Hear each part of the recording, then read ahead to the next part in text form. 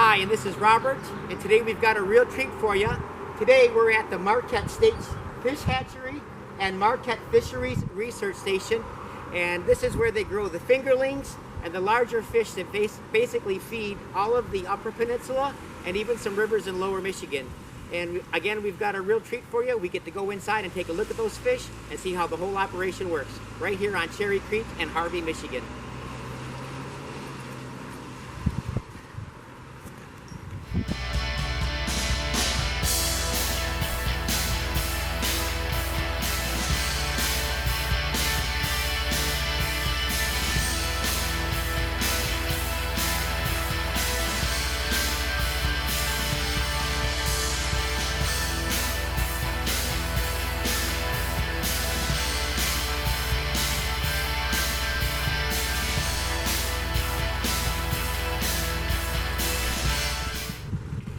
This fish hatchery sits right on Cherry Creek, and what it does is it diverts water away from the river or the creek, and then it puts the water back in as the water moves all the way through the fish hatchery.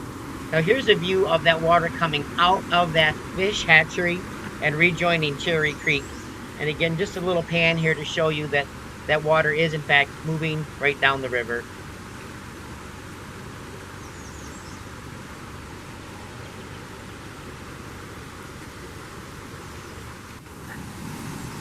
And this is just the other side of the road, the entryway as you come in. And again, just showing you how that water's moving right along down Cherry Creek.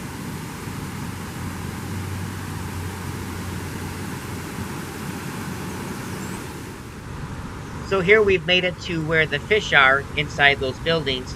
And to the right, there are two settling tanks. So any kind of sediment that would be in those tanks as the water gets ready to join back into Cherry Creek, there are two settling ponds that stop any of that sediment from joining the river. It's a very important part of the process here. I call them brook char, lake char, because they're in the char family, but you can call them lake trout, brook trout, because that's what they are. That's what people call them. It's a common name, but they're in the char family. So. Okay, I appreciate that, and I can see a bunch of them swimming around in there. Yep. That's going to be pretty cool for people to see. Too bad it gets so dark over here. How many fish in this tank? How many fish in this tank? Thousands? Not sure off the top of my head, but yeah, in the tens of thousands. I think each one should be around 40,000. 40,000 in each one of these bays.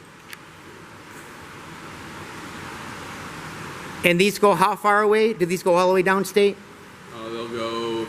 A lot of them will go to the Keweenaw Peninsula. Keweenaw? And some of them will go down to Traverse, some will go all the way to UP. So okay. It varies. So it's splake specifically we're talking about, right? Or yeah. These fish in general, okay. So the splake are the ones that stay basically across the UP and... brook trout mainly stay in the UP. Okay. But splake will go all over the state, same with the lake trout. Question for you. So do you know exactly how the Cherry Creek River runs through here and then comes out the other end? Mm-hmm. Yeah, so we have a little diversion, kind of weird beaver dam kind of thing up there. And then we kind of partition off some of the water. Yeah. And we run it through, and then we goes through settling ponds to filter out any solids or waste stuff from the fish, that just so it doesn't pollute the stream, and then eventually it'll reconnect down across the road. Yeah, I took some photographs of basically the spillway back into the river. I thought that'd be very interesting. Those bridges are just beautiful, aren't they? Yeah, and again, we have to, make sure that we filter out any of the solids just so we don't pollute the stream. Sure. So that's part of the water management system that you guys are part of, yep. Right? To keep it clean and put it back in the same way. Yeah, I actually filmed the two. We hand feed it so we can have control over how much waste, so that way we don't... Right, overburden it. Yeah, so... You know exactly how much feed for each tank so that you don't have any excess waste, is what you're telling me. If I'm reading between the lines. Yep. And so what do we got in here again one more time? Brook char and lake char. Brook char and lake char. Now we're going to go see the big ones, right? Okay. Right on? Yep. In there? You can at least see them swimming around. How old are these? These are from...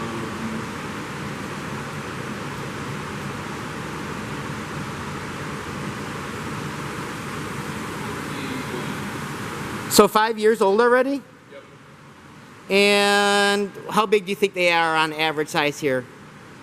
12 inches. 12 inches. So 5 years to get 12 inches. Yeah, we don't want them too big. You know, they grow slower, but they get bigger, so. So what is this right here? Lake shark. These are the males. And how big are these jumbos? I don't know. I haven't been around long enough, but I would say at least 2-3 feet long. Oh, that's got to be, those got to be 12, 15 pounders at least. Try not to get them too big, but. I fish the little garlic in the spring. These guys are monsters. It'd be cool to catch one of them. Yeah. I'm going to go down a little bit farther because we're going to get really into a mess of them, eh?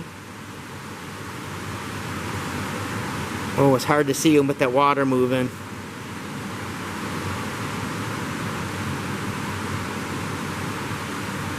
And how many do you think are in this tank?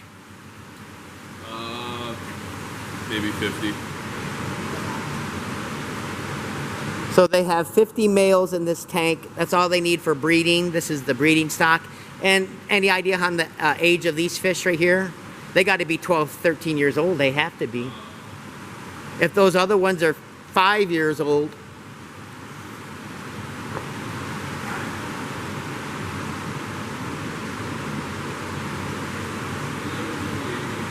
(2018), so 7. They're monsters though, dude. So what was that? So what do you got over there again? Grayling? What's going on with them? It's the reintroduction project that the Michigan DNR is trying to do to bring them back to the state after they got extirpated. What lakes and streams and rivers are the grayling going back into? Do you know yet? They're going into the Boardman, the Manistee, and the Vapor River, I believe. So are those, I know one's in the UP. Are they all in the UP or are they? None of them are in the UP. None of them They're are in all the Lower UP. Peninsula. Are any of them going to be connecting up to Grayling, Michigan by any chance? So Grayling can be in Grayling? The Manistee River, I believe, is by Grayling, but that's where the city gets its name from. Yeah. Are they going to be getting Grayling back? Oh, they already have. Oh, they have? They stock them in the stream as eggs, Oh. and then they hatch so that they have them there. and that they know to spawn. I'm going to shoot this too. This is basically what that main spillway of that water coming in from Cherry Creek? Or what is this right here? That's the same. That's where the water comes in. So this is basically the entry off of Cherry Creek. Yeah. The headwaters, if you want to call it, the diversion. Mm-hmm.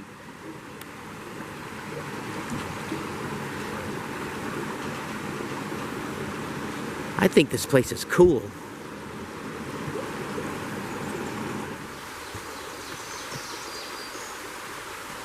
So now I'm standing here on the Little Garlic River, which is on the 510 road in between Marquette and Big Bay. And this is one of those rivers where those fish that we saw back in the fish hatchery would be stocked in the Little Garlic River. Of course, those fish are stocked, they swim out, spend several years out in Lake Superior, and then they come back to spawn in the spring, and that's when the fishermen, that's when we try and catch them. But it's summertime right now, and it's such a beautiful scene. One of the reasons why people do come to the Upper Peninsula is for its unparalleled beauty. And there are countless scenes and streams and rivers here in the UP where you get to see scenes just like this. And that's one of the things that fishermen really do enjoy, at least stream fishermen do, which is the beautiful scenery and surroundings in which they find themselves when they're looking for the fish. So what I thought we'd do is just spend about 4 or 5 minutes here on the Little Garlic River, showing you, the folks that may not have the opportunity to come out here on this river, to really see the natural beauty that exists here in Marquette, Michigan.